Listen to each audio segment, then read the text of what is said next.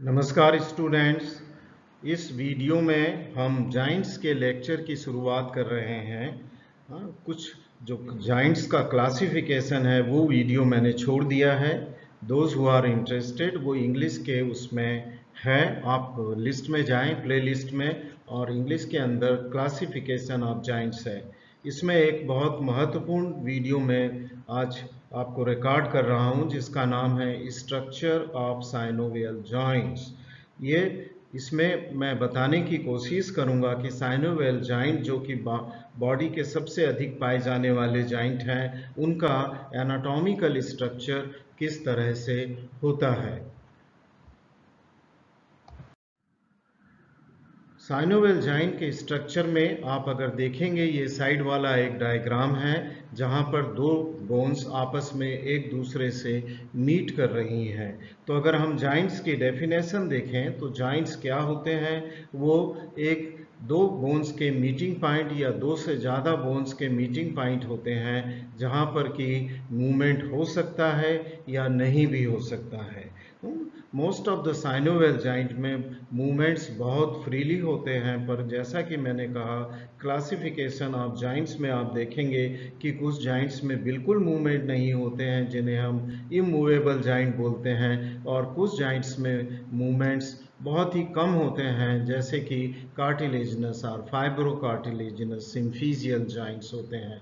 पर जो synovial joint हैं वो बॉडी के सबसे ज़्यादा पाए जाने वाले जॉइंट हैं और उसमें मूवमेंट्स की रेंज बहुत ज़्यादा तक हो सकती है। जैसे कि शोल्डर जॉइंट में मूवमेंट्स काफ़ी ज़्यादा हैं। ये जो जॉइंट्स हैं इनको साइनोवियल जॉइंट हम इसलिए बोलते हैं कि उसमें एक कैविटी होती है जिसको अंडर सरफेस के ऊपर एक मेम्ब्रेन होती है जिसका नाम साइनोवियल मेम्ब्रेन है, वो उसको कवर करती है। साइनोवियल जॉइंट्स के अंदर जो कैविटी होती है वो दोनों एंड्स ऑफ द बोन्स के को कवर करते हुए एक कैप्सूल से ढकी रहती है। चारों तरफ से एक कैप्सूल जो एंड्स पे है, जो आर्टिकुलेटिंग बोन्स हैं अपर एंड लोअर बोन्स के ऊपर से कैप्सूल उनको कवर करके उस कैविटी को कम्प्लीटली बंद कर देता है। और इस कैविटी में जैसे मैंने कहा कि अंडर सरफेस ऑफ कैप्सूल और जो नॉन आर्टिकुलर पार्ट हैं बोन्स के वो साइनोवियल मेम्ब्रेन से कवर्ड होते हैं। रेड कलर में ये साइनोवियल मेम्ब्रेन है जो कि कैप्सूल के अंदर से कवर कर रही है और उस बोन के उन पोर्शंस को कवर करती हैं जिसके ऊपर आर्टिकुलर कार्टिलेज नहीं होती हैं। एंड्स के ऊपर आर्टिकुलर, बोन के एंड्स के ऊपर आर्टिकुलर कार्टिलेज होती है। और चूंकि इस तरह के साइनोवियल जॉइंट मूवमेंट्स को बहुत अच्छी तरह से करते हैं इसलिए इनका नाम डायआर्थ्रोसिस भी होता है। अगर हम कैरेक्टरिस्टिक में पहले देख लें एक नट सेल में कि साइनोवियल जॉइंट के क्या कैरेक्टरिस्टिक हैं तो हमें मदद मिलेगी उनके स्ट्रक्चर को समझने में। अगर हम साइनोवियल जॉइंट का कैरेक्टरिस्टिक देखें तो उसमें एक कैविटी होती है जिसका नाम साइनोवियल कैविटी है। फॉर एग्जांपल इस डायग्राम के अंदर दो बोन्स हैं जो पास पास आके जॉइंट्स बना रही हैं और उनके दोनों बोन्स के बीच में और सराउंडिंग एरिया में एक कैविटी है जिसे हम साइनोवियल कैविटी बोलेंगे। और जो बोन्स के एंड्स हैं, चाहे वो ऊपर की बोन हो या नीचे की प्रॉक्सिमल हो, डिस्टल हो या कोई भी जो आर्टिकुलेटिंग बोन है, उनके एंड्स को कार्टिलेज कवर करती है, आर्टिकुलर कार्टिलेज जिसका नाम होता है। सो जो कार्टिलेज जो कि मोस्टली हाईलाइन होती है, कभी कभी वो फाइब्रो कार्टिलेज भी हो सकती है, और इस कार्टिलेज को हम आर्टिकुलर कार्टिलेज बोलते हैं। ओके, और ये जो जॉइंट्स की कैविटी है वो चारों तरफ से, जैसा कि मैंने पहली स्लाइड में बोला, एक फाइब्रस मेम्ब्रेन के कैप्सूल से सराउंडेड होती है चारों तरफ, उसे हम आर्टिकुलर कैप्सूल कहते हैं। और ये जो आर्टिकुलर कैप्सूल है इसके अंदर की सरफेस साइनोवियल मेम्ब्रेन से कवर्ड होती है, जैसा कि ये रेड लाइन जहां मैं पॉइंटर में मूव कर रहा हूं ये साइनोवियल मेम्ब्रेन से अंदर की तरफ कवर्ड है।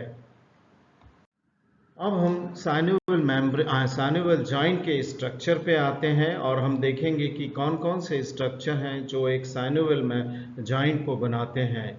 सबसे पहले आर्टिकुलर कार्टिलेज होती है जो कि एंड्स ऑफ लॉन्ग बोन्स को कवर करती है, जो कि जॉइंट्स बना रहे हैं, उन्हें हम आर्टिकुलर कार्टिलेज कहेंगे।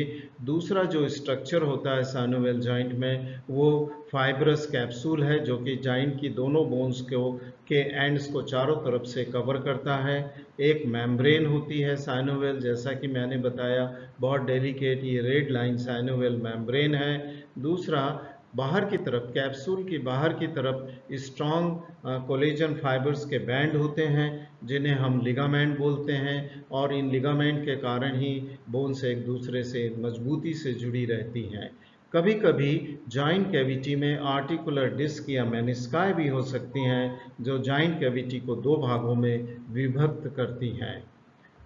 अब हम एक के बाद एक इन जॉइंट के स्ट्रक्चर्स को देखेंगे। सबसे पहले साइनोवियल जॉइंट में हम आर्टिकुलर कार्टिलेज को देखते हैं। आर्टिकुलर कार्टिलेज, जैसा कि मैंने कहा, हाईलाइन कार्टिलेज बहुधा होती है, पर कहीं कहीं वो फाइब्रो कार्टिलेज भी हो सकती है। ये जैसे कि हिप जॉइंट का डायग्राम है, इसमें फीमर के हेड को और या एस्टेबुलर कैविटी को आर्टिकुलर कार्टिलेज ने कवर कर रखा है जो ब्लू कलर की होती है। आर्टिकुलर कार्टिलेज एंड्स को क्यों कवर करती हैं? क्योंकि यही आर्टिकुलर कार्टिलेज एक दूसरे के कांटेक्ट में आती हैं जॉइंट्स के मूवमेंट के वक्त, और इसलिए ये कार्टिलेज एक तो कुशन का काम करती हैं जो कि शॉक एब्जॉर्बर के रूप में होती हैं, क्योंकि दौड़ने, भागने, चलने फिरने पे ये जो एंड्स हैं वो आपस में टकराते हैं, और ये आर्टिकुलर कार्टिलेज उनके उस वक्त शॉक एब्जॉर्बर का काम करती है। और चूंकि आर्टिकुलर कार्टिलेज में ना वेसल्स होती हैं, ना ये नर्व से सप्लाई होती है, इसलिए जब हम दौड़ भाग करते हैं जो फोर्स का इम्पैक्ट होता है वो आर्टिकुलर कार्टिलेज पे होता है, इसलिए हमें पेन नहीं महसूस होता है। अदरवाइज जॉइंट में मूवमेंट के वक्त पेन महसूस होता अगर ये आर्टिकुलर कार्टिलेज कवर नहीं किया होता इसको। हाँ, तो ये आर्टिकुलर कार्टिलेज जॉइंट्स में बहुत इंपॉर्टेंट रोल प्ले करती हैं, जो मैं लास्ट स्लाइड में आपको बताऊंगा। दूसरा स्ट्रक्चर है जो कि साइनोवियल जॉइंट को बनाता है, उसका नाम आर्टिकुलर कैप्सूल है। जैसा कि मैंने बोला, ये ग्रीन कलर की जो लाइन है ये आर्टिकुलर कैप्सूल है, पतली सी लाइन, और उसने ends of the long bones को कवर कर लिया है। तो वो जॉइंट्स कैविटी को इनक्लोज करती है, एंड्स को इनक्लोज करती है, और ये जो बनी होती है आर्टिकुलर कैप्सूल वो डेंस कनेक्टिव टिश्यू, जिसको हम कोलेजन फाइबर्स की मेम्ब्रेन कह सकते हैं, उससे बनी होती है। कोलेजन फाइबर्स की मेम्ब्रेन बहुत स्ट्रांग होती है, वो रप्चर नहीं होती है, और ना ही वो खिंचाती है, कि इलास्टिक नहीं होती है। ठीक है। और ये जो मेम्ब्रेन है वो सेंसरी नर्व से सप्लाई होती है। इसका मतलब अगर एक्सेसिव स्ट्रेच हुआ कैप्सूल पे तो हमें पेन फील होगा। जैसा कि मैंने बोला कि आर्टिकुलर कार्टिलेज में नर्व नहीं होती है, पर भी जॉइंट का जो पेन हमें फील होता है वो आर्टिकुलर कार्टिलेज के कारण नहीं होता है, बल्कि आर्टिकुलर कैप्सूल, ओके, और जो लिगामेंट्स और साइनोवियल मेम्ब्रेन जो कि नर्व सप्लाई होती है जिन पर, उनके कारण होता है। जो ब्लड वेसल्स और नर्व हैं वो कैप्सूल को पियर्स करके जाती हैं, और कहाँ जाती हैं वो जॉइंट्स के अंदर? वो साइनोवियल मेम्ब्रेन को सप्लाई करने के लिए जाती हैं। इसका मतलब जो सेंसिटिव नर्व हैं या ब्लड वेसल्स हैं वो पियर्स करती हैं कैप्सूल को, और लिगामेंट्स को पहले सप्लाई करती हैं, और लास्ट में वो साइनोवियल मेम्ब्रेन को सप्लाई करती हैं। पर कार्टिलेज, जैसे मैंने कहा, ना तो उस पर नर्व सप्लाई होती है ना तो ब्लड सप्लाई होता है। तीसरा स्ट्रक्चर जो कि साइनोवियल जॉइंट को बनाता है वो है साइनोवियल मेम्ब्रेन। वो बहुत ही डेलिकेट इपिथेलियल लाइनिंग की मेम्ब्रेन होती है, और इस इपिथेलियल लाइनिंग में जो इपिथेलियल सेल्स हैं वो लुब्रिकेटिंग साइनोवियल फ्लूइड को लिबरेट करते हैं या सिक्रीट करते हैं, जिसके कारण जो एंड्स हैं कार्टिलेजिनस, आर्टिकुलर कार्टिलेज के सरफेस पे ये लुब्रिकेटिंग आइली फ्लूइड इकट्ठा होता है, या अंदर के सरफेस पे साइनोवियल कैविटी के होता है, जिससे जॉइंट्स के फ्रिक्शन के जॉइंट्स के मूवमेंट के वक्त कोई फ्रिक्शन नहीं होता है। ये जो साइनोवियल मेम्ब्रेन है बहुत ही वास्कुलर होती है, ब्लड वेसल से सप्लाइड होती है, क्योंकि इसे साइनोवियल फ्लूइड को बनाना होता है। ओके। और ये जो साइनोवियल मेम्ब्रेन है, डिफरेंट एस्पेक्ट्स को, जॉइंट के अंदर की सरफेस को कवर करती है। जैसा कि मैंने बोला, जॉइंट कैप्सूल की अंदर की सरफेस, और दूसरा बोन्स के वो पार्ट जो कि अंदर से कवर्ड से जो कि आर्टिकुलर कार्टिलेज से नहीं कवर होते हैं और कैप्सूल के अंदर होते हैं बोन के वो एंड्स, उनको भी ये करती है। इसका मतलब ये हुआ synovial membrane non articular part of the bones को कवर करती है। और जैसा कि मैंने बताया, ये साइनोवियल फ्लूइड को सिक्रीट करती है जो कि एक लुब्रिकेटिंग फ्लूइड होता है। चौथा स्ट्रक्चर जो साइनोवियल जॉइंट को बनाता है और जो मैंने पहले भी बताया, लिगामेंट्स होते हैं। लिगामेंट्स कोलेजन फाइबर्स के बंडल्स होते हैं। कभी कभी कैप्सूल कहीं कहीं कहीं पर जॉइंट्स में खुद ही थिक हो जाकर लिगामेंट बनाता है, या कुछ लिगामेंट जो होते हैं वो सेपरेट होते हैं, कैप्सूल से थोड़ी दूरी पर रह सकते हैं। एक एंड ऑफ द बोन को दूसरे एंड्स से दो एंड्स ऑफ द बोन को आपस में जो वो ज्वाइन करते हैं, प्रॉक्सिमल और डिस्टल बोन को आपस में बड़ी स्ट्रांग उससे ज्वाइन करते हैं, जिससे कि दो बोन्स जो कि ज्वाइंट बना रही हैं वो डिस्प्लेस ना हो पाए। इसलिए ये जो लिगामेंट्स हैं बहुत ही इंपॉर्टेंट पार्ट रोल करते हैं बोन की स्टेबिलिटी को बनाए रखने के लिए। उसके कारण चूंकि मैंने हमेशा कहा है कि कोलेजन फाइबर्स नॉन इलास्टिक होते हैं, इसलिए आप जॉइंट्स को एक्सपांड नहीं कर सकते। अगर दो बोन जो जॉइंट्स बना रही है उनको पकड़ के दूर दूर ले जाने की कोशिश करके खींचोगे तो वो नहीं ले जाने देगा, बिकॉज वो नॉन इन इलास्टिक होती है।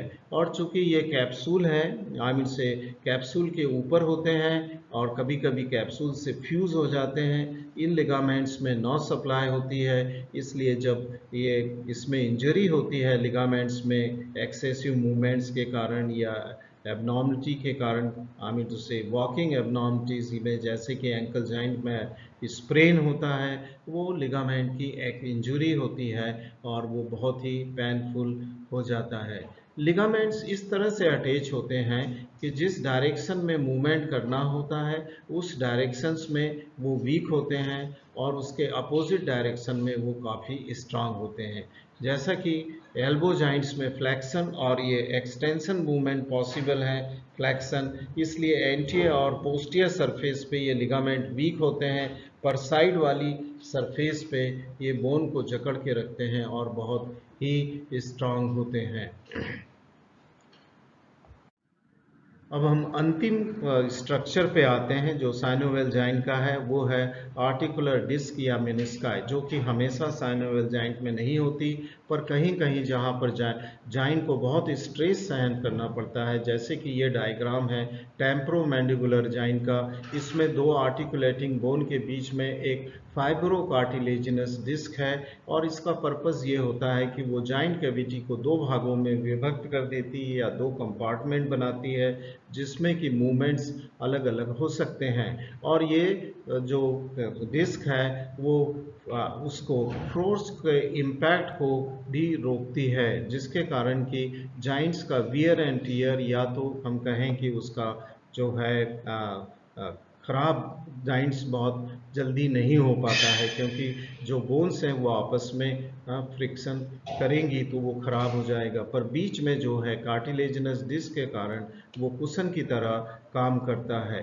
इसी तरह नीचे के डायग्राम में एक इनकम्प्लीट डिस्क है जो कि फीमर और टीबिया को आपस में सेपरेट करती हैं। तो ये एक स्पेशल टाइप के जॉइंट्स में ही, मतलब स्पेशल से कहने का मतलब है कुछ ही जॉइंट्स में इस तरह की आर्टिकुलर डिस्क या मेनिस्काई जिनको बोलते हैं, नी जॉइंट में उसे मेनिस्काई बोलते हैं, टेम्पोरोमैंडिबुलर जॉइंट में उसे आर्टिकुलर डिस्क बोलते हैं, वो अलग से होती हैं। सभी साइनोवियल जॉइंट में ये डिस्क नहीं होती है। ये लास्ट स्लाइड है, इसमें अप्लाइड एनाटॉमी बताई गई है, जो कि ऑस्टियोआर्थराइटिस बहुत ही कॉमन होता है। ऑस्टियोआर्थराइटिस का मतलब होता है जॉइंट्स का इन्फ्लामेशन, और जॉइंट का इन्फ्लामेशन कई कारणों से हो सकता है, जिसमें सबसे इम्पॉर्टेंट कारण है बुढ़ापा। बुढ़ापे में क्या होता है, जब ओल्ड एज हो जाती है, जो आर्टिकुलर कार्टिलेज टीबिया और जैसे यहाँ फीमर दिखाई है उसको, जो आर्टिकुलर कार्टिलेज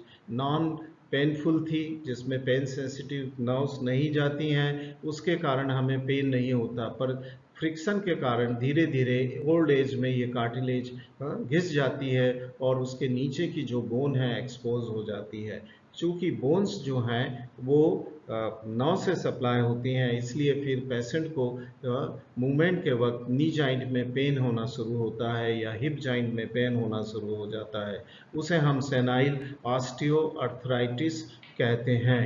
ये इस डायग्राम में एक नॉर्मल नी जॉइंट दिख रहा है, पर उसके पास वाले जॉइंट में देखें जहां सेनाइल ऑस्टियोआर्थराइटिस के कारण आप देखेंगे कार्टिलेज खत्म हो गई है, और कार्टिलेज क्योंकि एक्सरे में शैडो काज नहीं करती है, इसलिए पहले डायग्राम में गैप दिख रही है दो बोन के बीच में, पर एक्चुअली गैप होती नहीं है, वो एक कार्टिलेज दूसरी कार्टिलेज को टच में रहती। पर चूंकि यहाँ पर कार्टिलेज खत्म हो गई है, इसलिए दो बोन आपस में एक दूसरे से टकराते हुए दिख रही हैं, और इस वक्त अगर मूवमेंट हो तो बहुत पेन होता है। उसको हम सर्जिकली ट्रीटमेंट करते हैं उसका नी रिप्लेसमेंट से, जिसमें फीमर के लोअर एंड पे मेटेलिक प्लेट लगा देते हैं और अपर एंड पे एक प्लास्टिक की डिस्क लगा देते हैं, जिसके कारण क्योंकि ये जो मेटेलिक डिस्क है और यह प्लास्टिक है, ये नॉन सेंसिटिव टू पेन है, इसमें कोई नर्व सप्लाई नहीं होती है, इसलिए जॉइंट्स के अंदर किसी तरह का कोई दर्द नहीं होता है। अब दूसरा जो लिगामेंट मैंने बताया था या कैप्सूल, कभी कभी इंजरी के कारण उनको इंजरी हो जाती है और लिगामेंट की इंजरी बहुत पेनफुल होती है, जिसे हम स्प्रेन कहते हैं, और ये जो है उसके कारण जॉइंट्स के अंदर स्वेलिंग और रिस्ट्रिक्टेड मूवमेंट हो जाते हैं, हम कुछ किसी डायरेक्शन में मूवमेंट नहीं कर पाते हैं क्योंकि वो बहुत पेनफुल हो जाता है। चूँकि ये हीलिंग हो जाता है कुछ दिनों में, ये लिगामेंट्स और जो रप्चर हुआ है कैप्सूल, वो हो सकता है कि अच्छी तरह से हील हो जाए और हमारा दर्द चला जाता है। Thank you very much for watching this video. I hope that you must have understood the important aspect of the joint.